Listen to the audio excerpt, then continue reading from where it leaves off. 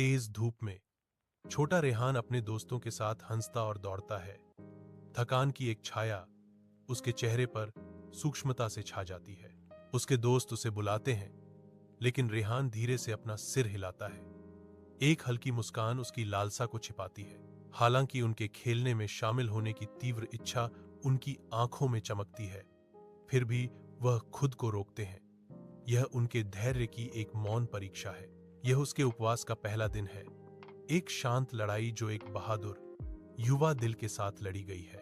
जैसे ही खुली खिड़कियों से मगरिब की अजान सुनाई देती है, रेहान का परिवार इफ्तार के व्यंजनों से सजी मेज के चारों ओर इकट्ठा हो जाता है। रेहान, जिसका चेहरा गहरी शांति से प्रकाशित था, एक खजूर उठाता है और अपना रोजा खोलता है।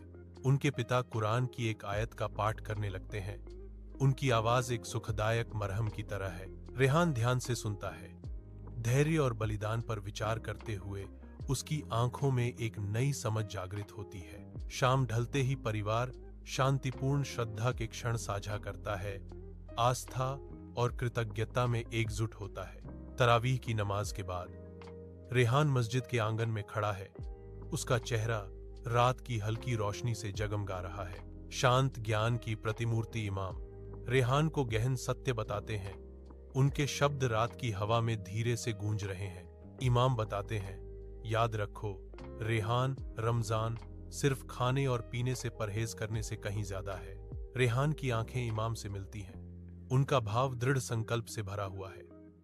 मैं समझता हूं इमाम, मैं इसकी सच्ची भावना को मूर्त रूप देने का प्रयास करूंगा।